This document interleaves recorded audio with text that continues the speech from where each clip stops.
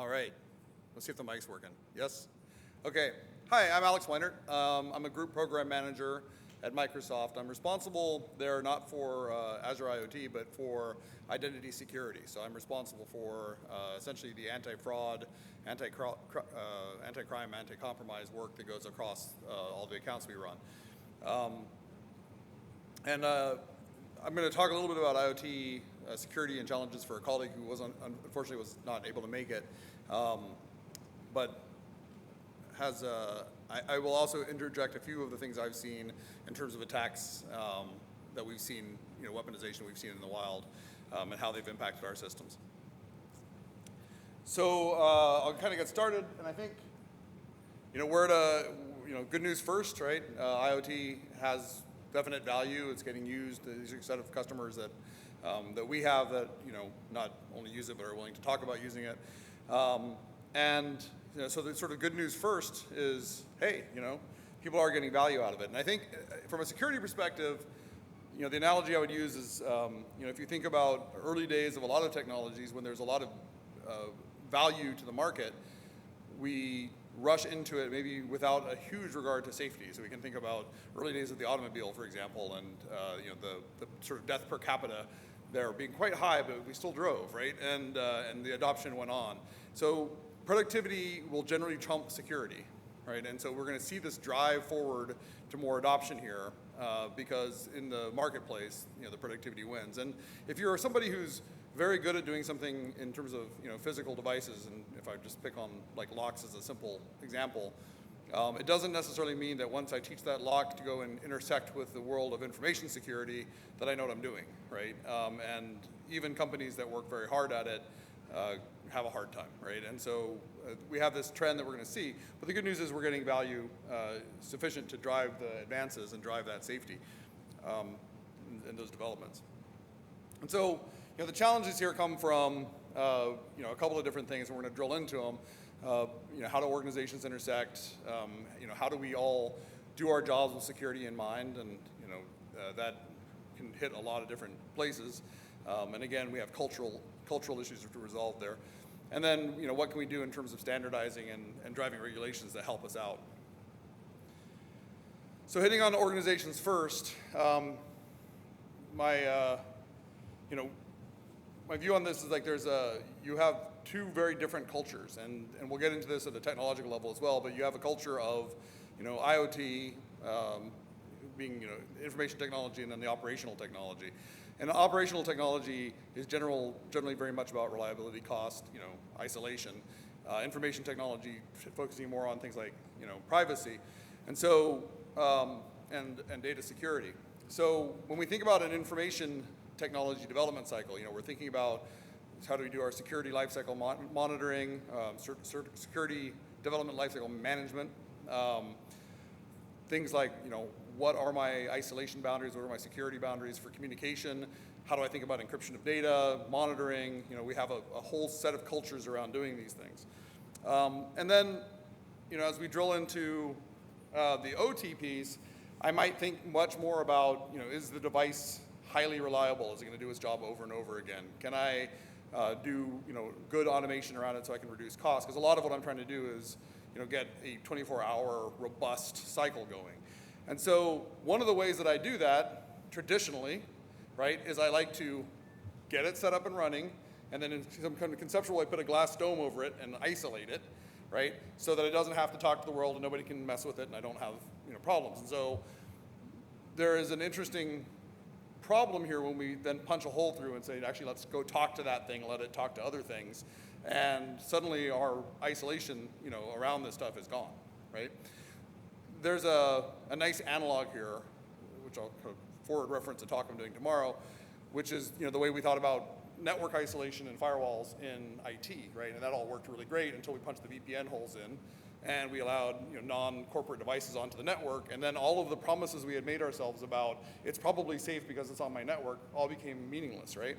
And you can think about the design criteria for a machine that was designed maybe 20 years ago and has been revving and getting better and better, and then somebody puts a chip on it that lets it talk, right? And suddenly all bets are off, right? So this merger of these two things creates some really interesting problems to resolve, right? And so we have to think about how, safety, for example, can be compromised, right? How do things change if the device becomes unreliable and the sequences get modified and we don't have the right access control? How do we think about the reliability changes here? And it depends on what the attacker's goals are. And in my direct experience, I've had I think in some sense, I feel like we've been lucky so far because most of and again, standing in for a colleague, so there, I'm sure, are examples people can give me in the room. But most of the examples that we see are actually more using these things as slave systems, right? That the vulnerability here is that I can take over the software and then use it to do bulk attacks. Very often weaponized devices aren't necessarily weaponized against the person who owns the device. But in the cases where, we can all imagine cool scenarios here, right? I don't know if anybody's a Mr. Robot fan, but there's a fun home automation scenario there, right? And you can sort of imagine driving people in targeted ways, either crazy or at least out of the security zone. And so you have to, consider that. The other thing to think about is that, any node on your network, on your IT network that is compromised, right, is a nice, durable residency point for people to start other attacks from, right? They can listen to traffic, they can intercept credentials, they can, do the things they do. And so a compromised device account is, essentially as useful to me as a compromised human account. And if the devices themselves are not engineered with proper security in mind, right, then we have that whole set of vulnerabilities as well. So we can start seeing business process secrets leak out or business content leak out. I'll add to this, and often you're not even looking here because your IT methodology is all about users leaking credentials, users, showing up in the wrong way, not thinking as much about the devices. And I'm not a big fan of it, but I have clients who have service accounts that they don't monitor, right? And in fact, one of the easiest things to monitor is a service account, but we'll have people who just screen it out because of the clutter, the noise that it puts into the system. So we have lots of players, and I think the main thing about this slide that I would say is that it's always useful when they talk to each other, right? Everybody has a job to do, but when each individual player is myopic, you can get into a problem. And so, and I think that leveraging each other's expertise in these things is valuable. So whatever bucket you might fall into, or your customer might fall into it, I would encourage you to, be multi-partisan about it, right, and talk to other people. I was going to say reach across the aisle. So each person has a very important role to play. The hardware manufacturers, I think, are in a position where there's a strong desire to create the feature set, to create that value, and to push those things into market in a very competitive environment. And yet, nobody wants to be the person who gets the headline on the disastrous IoT attack, right? So there has to be some work here as well to invest in something that I think the software industry's gotten relatively good at, about thinking about the security development lifecycle and really doing the modeling and the work to make sure that you have good boundaries around those communication endpoints. The previous speaker made a point of how these devices are essentially, they're all like APIs floating around, right? They're all API endpoints. And so when you're thinking about that, who gets to communicate with it, where can it send data, and actually drawing and doing out that modeling is really important. And it's a place where hopefully good software engineering gets into the hardware. The people who develop the solutions, again, secure development methodology, nag. Being very careful with what software gets used, and the attacks we've seen at scale in the consumer systems at Microsoft have all been driven mostly off of shared code. That is, there's a vulnerability in many different devices use it, and so there's a way in. Solution developers sort of following the rules. Authentication now is a problem you have to solve across a family of devices. It's interesting to see how authentication works on a device that's extremely simple in nature. But can you roll the creds? Are you monitoring them? Do you know that the only person using them is the device to which they've been issued? Like, all those sorts of things are important.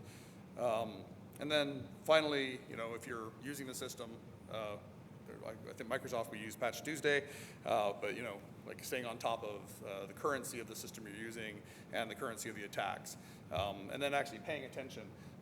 Again, forward referencing my talk for tomorrow, one of the biggest problems we have is not our ability to detect problems, but our ability to get people to pay attention to them.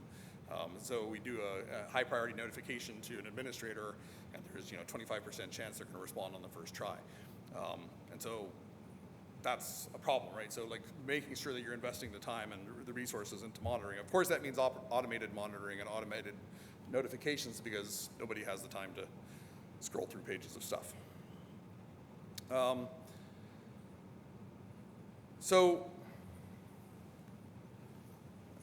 sorry, here it is. I want to just point out, there's a nice collection of resources here, and you'll, of course, have the slides through the conference.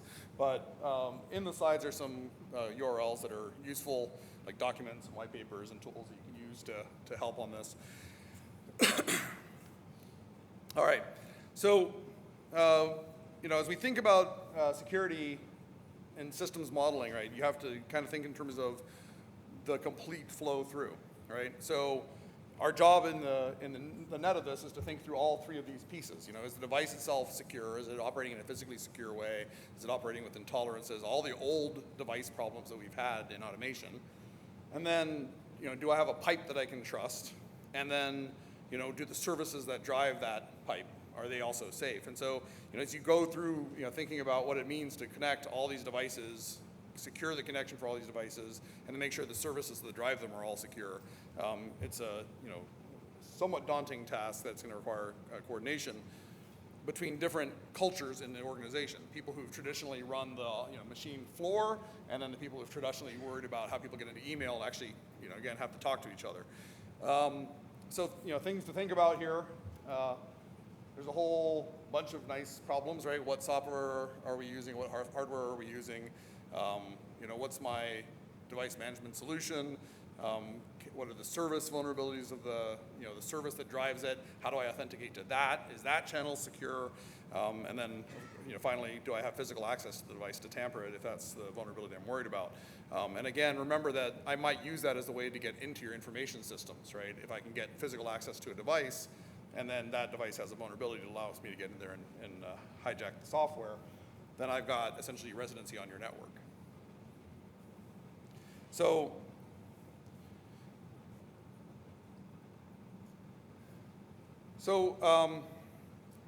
when we think about this, one of the big things that we have in, I think, every environment, and in IT and OT, is that we rarely get to start fresh. It is a rare company that has just sprung forth into life and been super funded to go buy all new hardware and all new software. So you're generally working in brownfield, and again, that means very often taking an existing device and then attaching a thingy to it to make it smart, right, and make it an IoT device. I just yanked a 25-year-old diesel engine out of my boat, which is a story unto itself. It involves beer, and I literally still have the scars on my hands. But the thing about that engine, even though it went out of production 25 years ago, you could buy a chip for it that you could just plug into it and actually get all the remote monitoring and get like wireless monitoring, right? So it's a sort of your brownfield case, is you have devices that were never intended to be remote managed, right? Never intended to communicate, and then you're putting all your trust in the person who made the chip, right?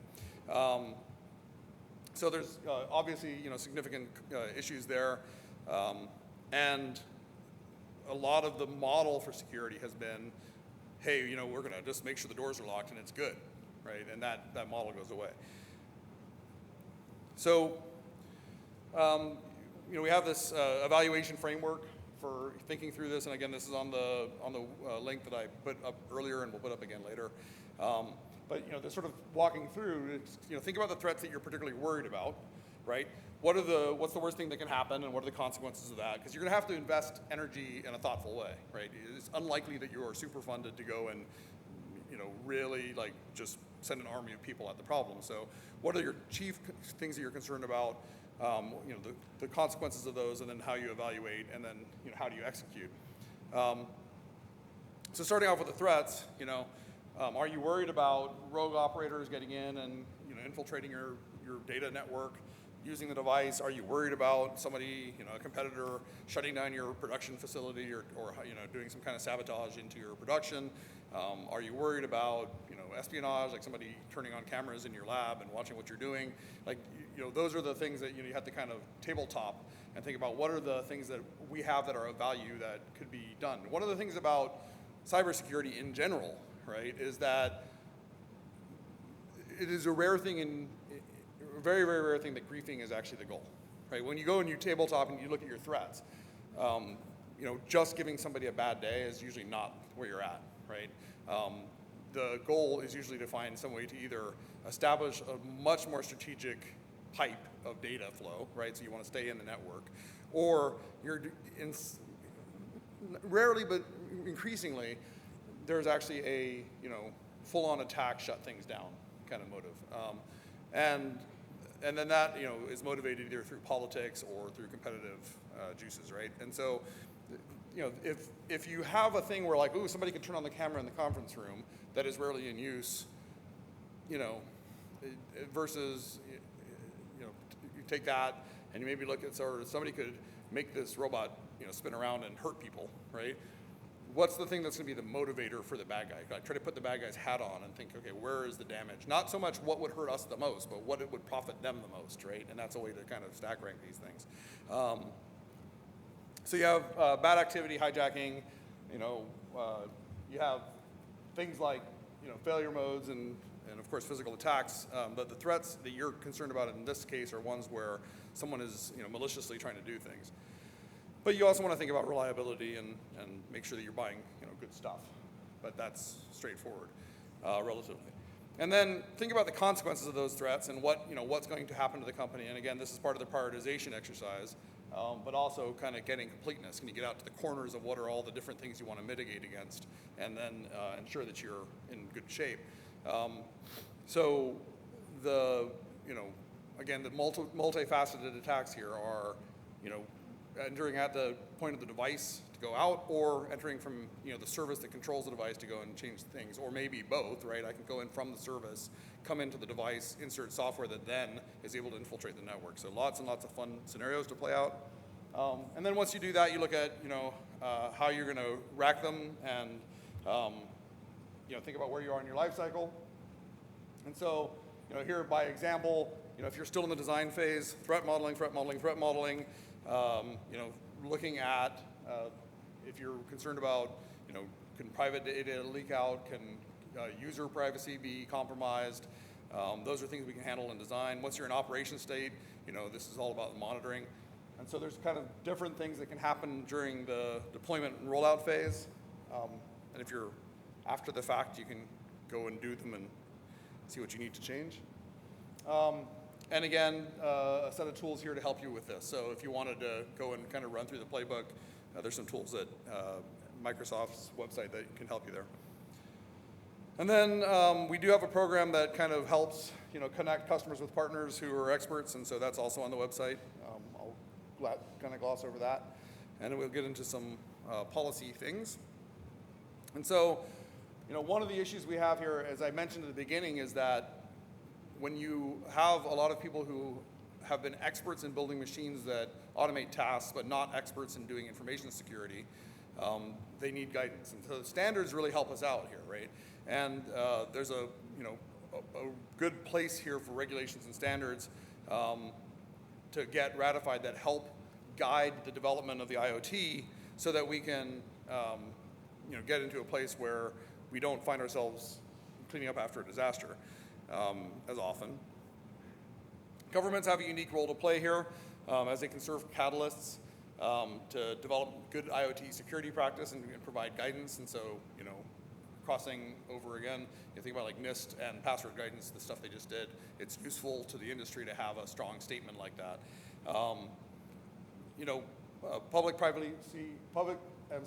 Cross-disciplinary partnerships are useful, and so, in the identity space, we can think about like Taxi as a way of facilitating the exchange of data and best practices.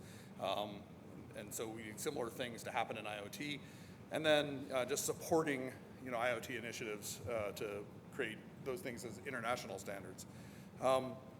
So, we're fond of the idea of developing some standards and getting government support across that development just to accelerate things.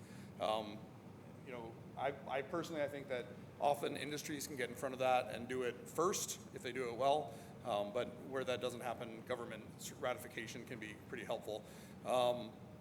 And then just getting out in front of raising awareness and making sure that people are aware of the need is valuable. So there's some examples here from various countries that have done some good work, publishing guides or creating standards that are good models here.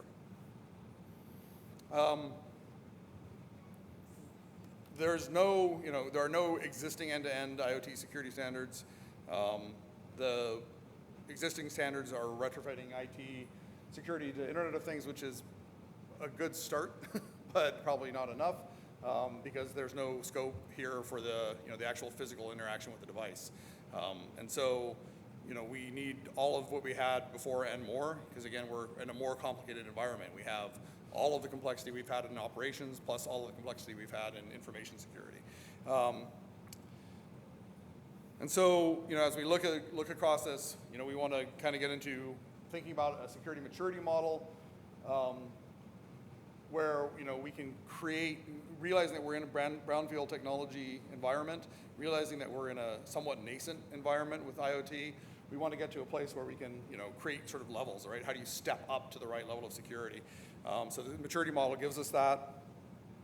And an example of that here is, you can look at we have nothing, and then sort of working our way up. Have we considered encryption on transport? Do we have device identification that we can rely on? All the way up to, do we have real-time monitoring for the anomalies that might be happening as the devices are being used or communicated with? And also, mapping that across. So the IIC is apparently doing an initial release of this summer. So that's a good thing. And then the last thing I'll leave you with on this is on the security resources for Azure IoT, and these may be useful for you in terms of, like I said, the tool sets to help you do your modeling, or to connect you to vendors, or to get essentially a deeper view of our guidance across this space as we think about kind of merging these two worlds together. All right, so there's I want to actually leave that one up. So I have a few minutes for questions, and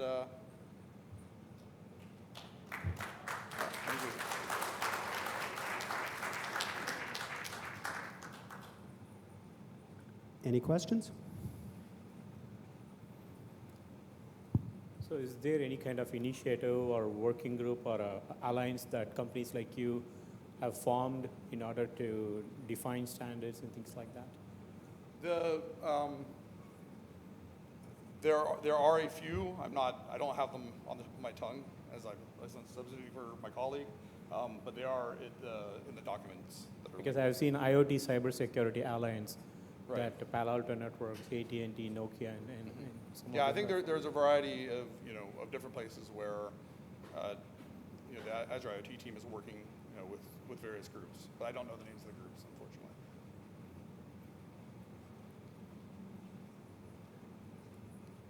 Any other questions?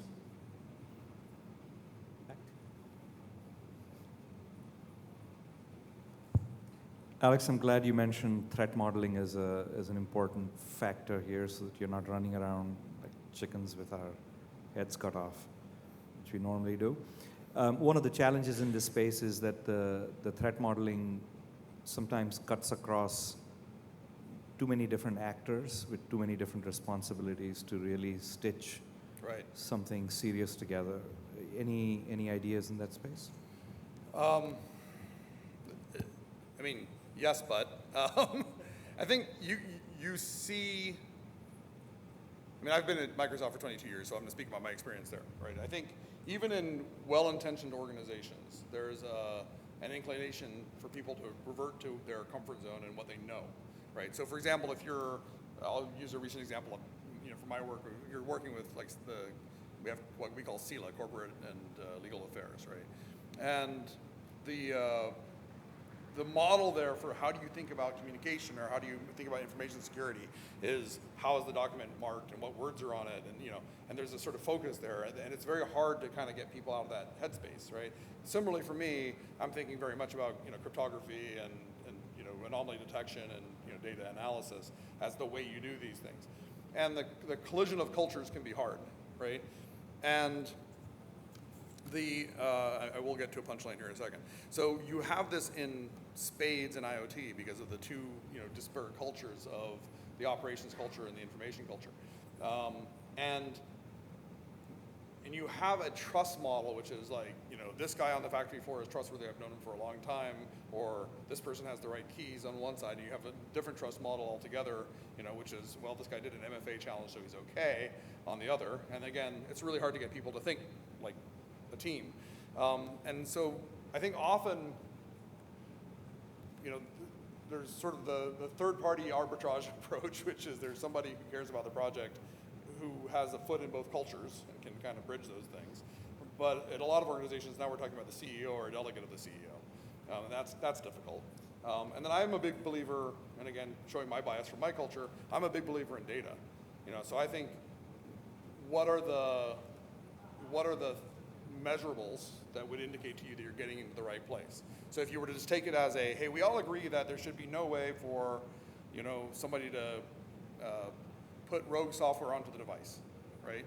Then you can tabletop and say, okay, what are the current ways that we get? You get a bunch of smart, crafty people together and you tabletop it. What are the known vulnerabilities? And eventually you get into like pen testing and red teaming and all the sort of normal things you would do.